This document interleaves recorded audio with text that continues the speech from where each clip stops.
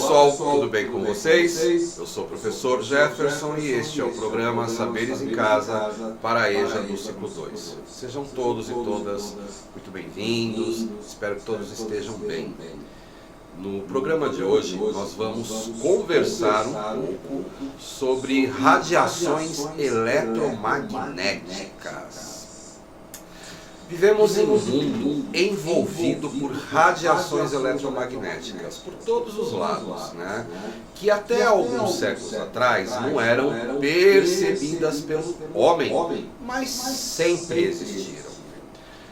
A única forma de radiação que era percebida pelo homem era a luz, visível, né? Que vinha do Sol. Com o passar do tempo e o desenvolvimento da ciência, novas faixas de frequência dessa radiação foram descobertas pelo homem. Por isso, acredito que você já tenha ouvido falar de radiações eletromagnéticas, né? O que poucos sabem é que existe vários tipos de radiações eletromagnéticas e que a luz que enxergamos é apenas uma pequena faixa desse tipo de radiação, ok? Seja na comunicação, na internet, em alguns tratamentos ou exames médicos, no rádio, na TV, as radiações eletromagnéticas estão por toda parte.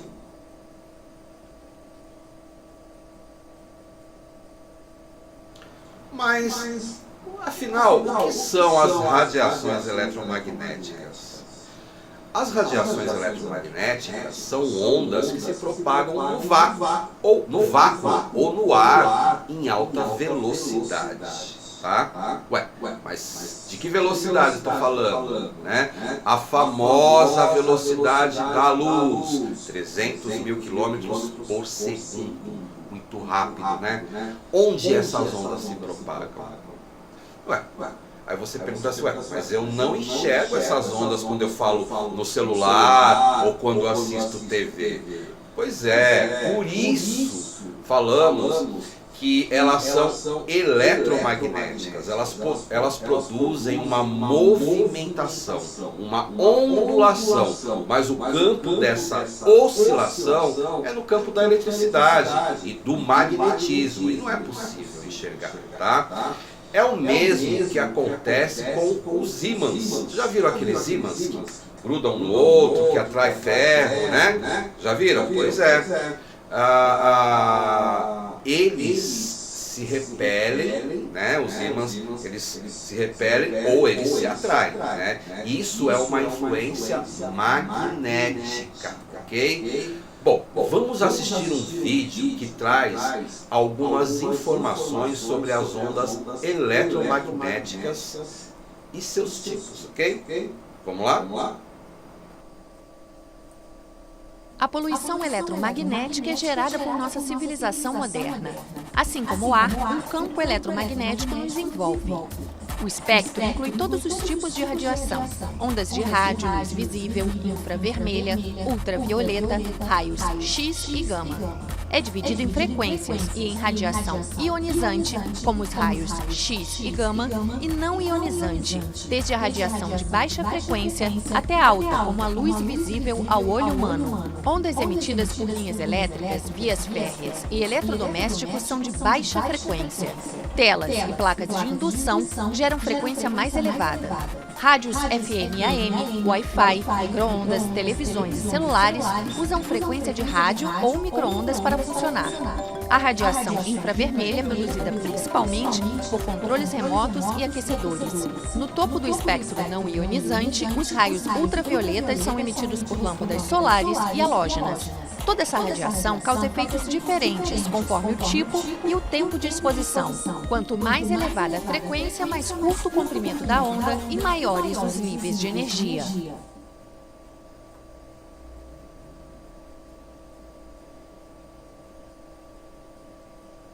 E aí, gostaram do vídeo? Você deve estar se perguntando, né, se a exposição a essas ondas magnéticas fazem mal à saúde, não é mesmo? Pois é. Mas é bom saber que, primeiramente, tudo depende da quantidade de energia. Uma radiação pode ser descrita como não ionizante ou ionizante.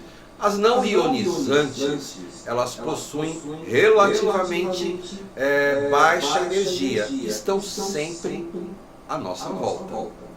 Sem elas, nós não poderíamos apreciar um programa de TV, por exemplo, né, aqui na nossa casa, aí na sua casa, ou até cozinhar em nosso forno micro-ondas, né, para quem tem micro-ondas.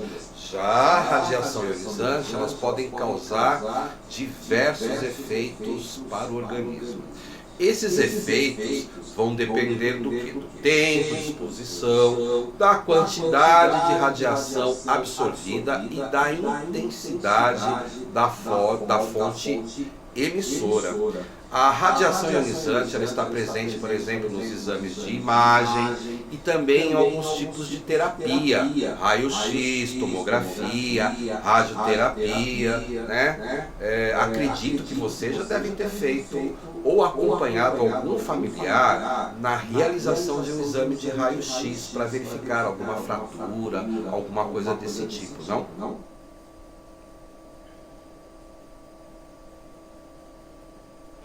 Quando vamos realizar exames de imagem, né, como por exemplo raio-x ou tomografia, geralmente nós recebemos um avental ou um colete de chumbo, né, que é aquela vestimenta obrigatória de proteção radiológica, né? Ela tem o objetivo de proteger o usuário diante de uma possível exposição à radiação, né? Essa radiação que é emitida aí pelos aparelhos radiológicos, ok? Além disso, para a realização de alguns tipos de exames de tomografia, pode ser necessário que peça para retirar objetos metálicos do corpo, né? Como anéis, pulseiras, brincos, piercings, né?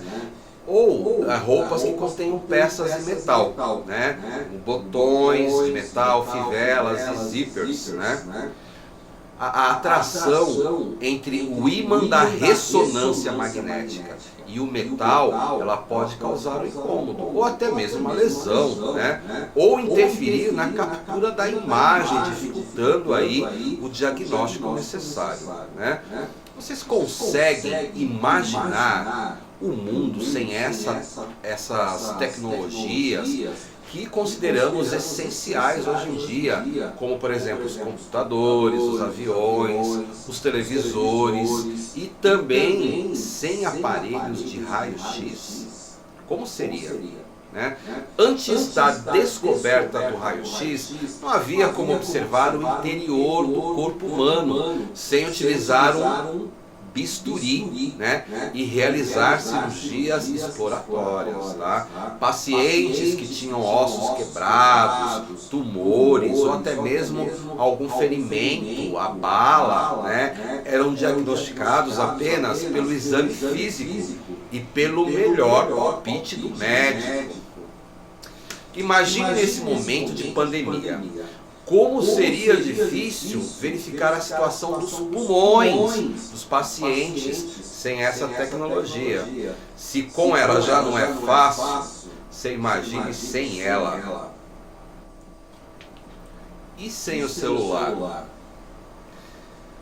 Você já imaginou como seria a sua vida sem o celular?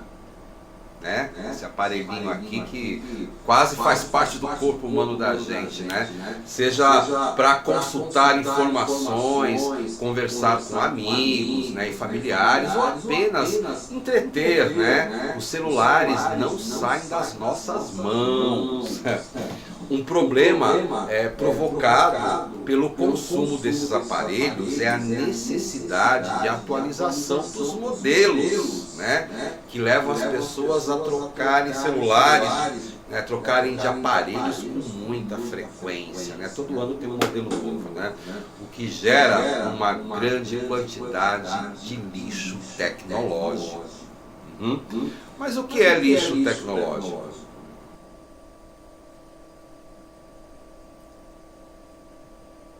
lixo eletrônico ou lixo tecnológico é todo o lixo proveniente de materiais eletrônicos, né? O excesso de lixo eletrônico ele pode causar diversos impactos negativos no meio ambiente, né?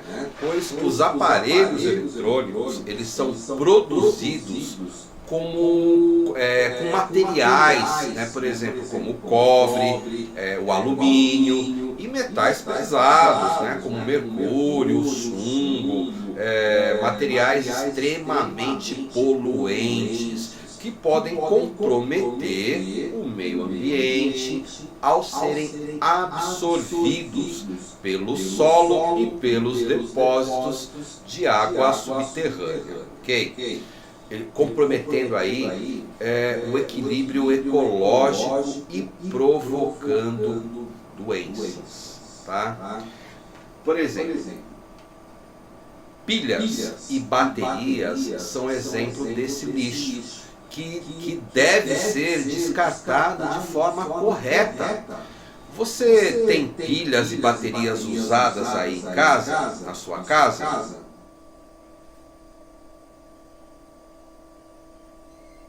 Pessoal, lembremos que uma bateria, né, ou a pilha, nada mais é do que esse recipiente onde através de reações químicas se obtém uma corrente elétrica, né?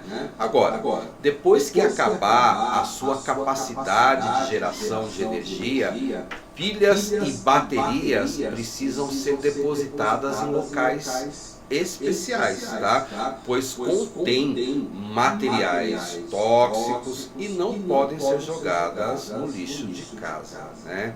A responsabilidade por recolher e encaminhar adequadamente as pilhas após o uso é do fabricante, tá? Por isso elas devem ser entregues em estabelecimentos ou assistências técnicas, né, autorizadas, para que eles repassem esses resíduos aos fabricantes ou às importadoras, né? Essa ação, ela recebe o nome de logística reversa, ok? Na logística reversa ocorre a coleta e a restituição dos resíduos sólidos, né, ao setor empresarial, que poderá reaproveitar os resíduos em seu ciclo produtivo, ok? Ou dar uma destinação final ambientalmente adequada a estes resíduos, tá? Então, é uma logística reversa, por quê? Os produtos, após seu uso, retornam ao consumidor, né? Os fabricantes, importadores, distribuidores e comerciantes, eles são obrigados a estruturar e implementar a logística reversa. Outro material que não pode ser descartado em lixo comum são as radiografias ou raio-x, comumente conhecidas e muito utilizadas na medicina, né, para identificar traumas e lesões, como nós já falamos aqui no decorrer desse programa, ok? Como estes exames são muito importantes, né, no histórico de saúde de uma pessoa, costuma ser guardado por muito tempo, né? E quando não são úteis, são descartados sem o cuidado apropriado. Olha aí, né?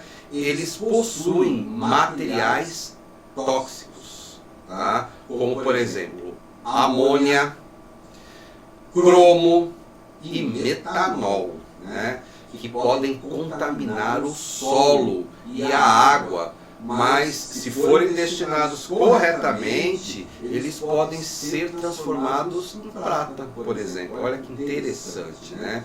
Falando em descarte adequado, vamos assistir um vídeo que apresenta aí as preocupações sobre o destino final de pilhas e baterias. Preste atenção nisso aí.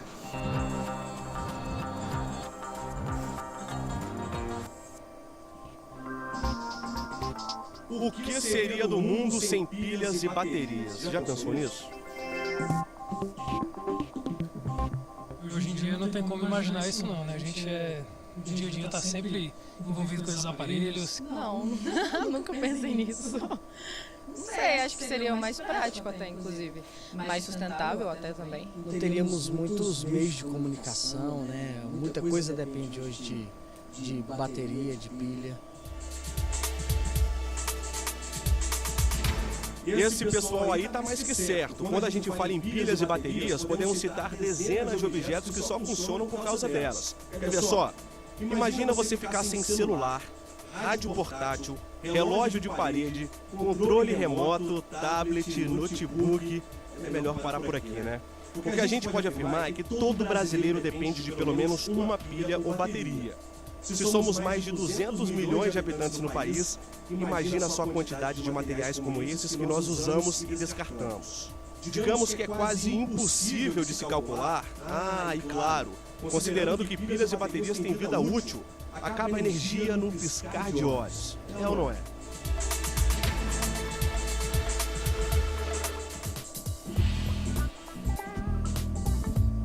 Milena sabe bem do que estamos falando. Nossa equipe foi até a casa dela, no Lago Sul, no Distrito Federal. Ela mora com o marido e os 2 filhos, o Thomas, de 6 anos, e a pequena Melissa, de 3. Esse casalzinho faz uma bagunça daquelas, como qualquer criança. É brinquedo para todo lado. Parece que nunca acaba a diversão. Agora tem um detalhe, praticamente 100% desses brinquedos são movidos a pilhas ou baterias. É um volume muito grande de pilhas, porque desde a escova de dente até quase todos os brinquedos que os meninos têm, a gente usa pilha. Então, a gente compra em uma quantidade muito grande e o descarte a gente acaba não fazendo da maneira correta, muitas vezes porque a gente sabe que tem um lugar onde você pode depositar a pilha, mas a pilha nunca está no carro na hora que você passa naquele lugar. E aí a gente acaba vacilando mesmo, colocando a pilha às vezes no lixo, né? Eu tenho assim um saco de pilhas que um dia eu vou descartar em algum lugar, mas assim, não é uma coisa que eu fico pensando todo dia, onde que está o lugar onde eu vou colocar essas pilhas, entendeu? Thomas e Melissa ainda não têm noção da quantidade de pilhas e baterias que eles usam sem dó nenhuma. Mas os pais perceberam isso no bolso. Foi quando Milena decidiu guardar tudo numa caixinha. Ela sabe que descartar esse material junto com o lixo doméstico não é uma boa opção, mas tem um problema. Milena confessa, não sabe o que fazer com as pilhas e baterias usadas. Você fica meio de mãos atadas, porque você não sabe direito onde colocar. É a mesma coisa com bateria de celular, né, carregadores, essas coisas que a gente sabe que não deve ser feito um descarte no lixo comum. Mas também eu acho que assim, a gente devia ter mais orientação em relação a onde jogar. A dúvida da Milena talvez seja a mesma de muita gente. E aí, o que fazer? Às vezes nós temos campanhas, essas campanhas provavelmente são temporárias, mas por meio, no caso de pilhas e baterias, essa informação está no site da ABINE, Associação Brasileira da Indústria de Eletroeletrônicos.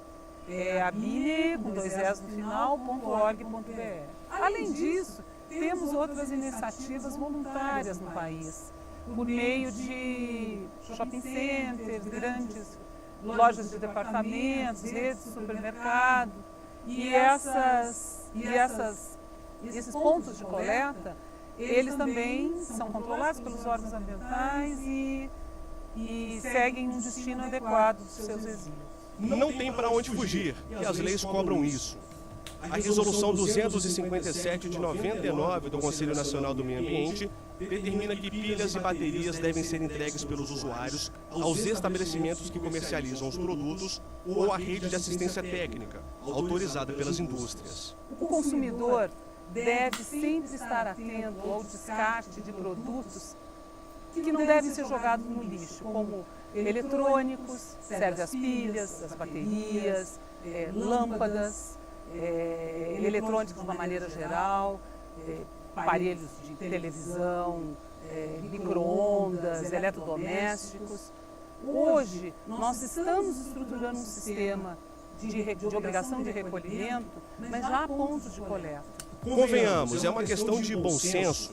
No Brasil são produzidas cerca de 800 milhões de pilhas comuns por ano. Uma parte desses resíduos descartados, dos produtos fora de uso, ela pode ser reciclada no Brasil. O Brasil tem várias empresas que fazem reciclagem, por exemplo, de baterias automotivas. E a recuperação do chumbo, da carcaça de plástico também é recuperada. Bateria de celular não, existem poucas empresas no mundo que fazem essa reciclagem. Não mais do que meia dúzia de empresas fazem reciclagem de baterias de celular. Mas as baterias pequenas, de pequenos aparelhos eletrônicos, elas ainda não são economicamente viável, ela não é economicamente viável a sua reciclagem. Se todo mundo procurasse um ponto de coleta, estava tudo certo. Você sabia que apenas uma pilha jogada na natureza pode contaminar o solo por aproximadamente 50 anos? Prejudica também lençóis freáticos e cursos d'água. O efeito é devastador. Atinge a fauna e a flora das regiões próximas. Quando você joga ele no lixo, você disponibiliza ele no meio ambiente de uma maneira inadequada. Então, em algum momento, aqui o material é todo lacrado, né? Ele é inerte, vamos dizer assim. Mas quando você deixa ele exposto no meio ambiente, chuva, sol, variações de temperatura, ressecamento do material, ele se abre. E ao se abrir, ele fica disponível para o meio ambiente. Se a gente tentasse arriscar a quantidade de pilhas e baterias que o Brasil produz, talvez a melhor imagem seria esta: uma verdadeira montanha de lixo tóxico. No processo de uso, não só de bateria, né, de uma pilha, de uma bateria, formam-se vários compostos químicos lá.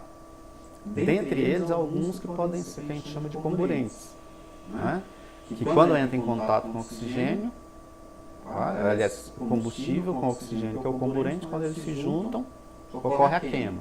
E a queima ela pode ser uma queima vigorosa. E aí vem a explosão. Já que o químico citou o exemplo de acidentes que podem acontecer, a gente aproveita para te fazer uma pergunta. Seria possível, por exemplo, explodir uma bateria de celular carregando? Vamos lá, mito ou verdade? O que você acha? Verdade! Na imprensa existem vários relatos de pessoas que dormem com o seu celular carregando, né, e se queimam. Por quê? Por algum motivo, ocorreu alguma reação dentro da bateria durante o processo de carga, né, que gerou algum composto que explode.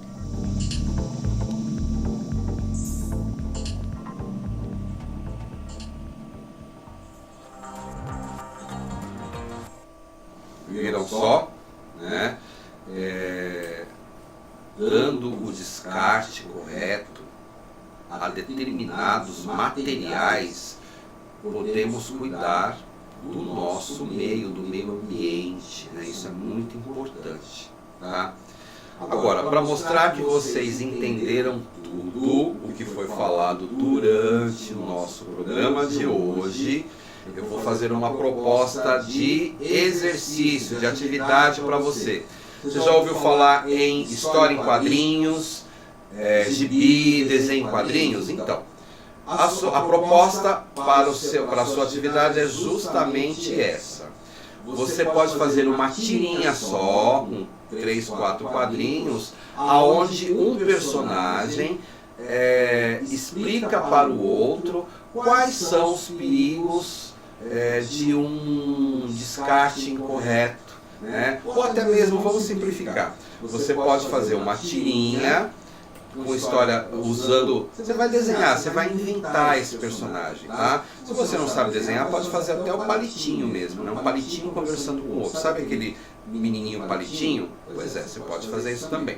Então você vai fazer um personagem conversando com o outro e esse personagem explicando para o outro por que ele não pode jogar pilha ou bateria no lixo comum, né? E o que pode acontecer. Deu para você entender? Então, se você conseguiu entender tudo que nós falamos hoje aqui sobre essas questões do descarte, então agora é sua vez. Faça lá uma história em quadrinhos, você vai inventar isso, você vai inventar os personagens. Pode ser dois personagens, tá? Um conversando com o outro, aonde um diz para o outro por que não pode descartar as pilhas ou as baterias em lixo comum. E aonde é que tem que descartar isso, tá? Tudo bem? Então, faça a sua tirinha, compartilhe nas suas redes sociais, compartilhe com os seus professores, compartilhe com seus colegas e compartilhe também em hashtag Saberes em Casa EJA, tá? Peça para o seu coordenador da sua escola ou para o seu professor compartilhar aqui também em hashtag Saberes em Casa EJA, porque nós queremos pegar a sua tirinha e mostrar aqui nos nossos próximos programas, tá? Estou contando com você, tá? Eu sei que dentro de você aí existe um artista em potencial e sei que você entendeu bastante do que nós falamos hoje, ok? Bom, pessoal, foi muito bom estar com vocês hoje. Eu espero vocês no próximo programa. Fiquem bem, se cuidem e até lá!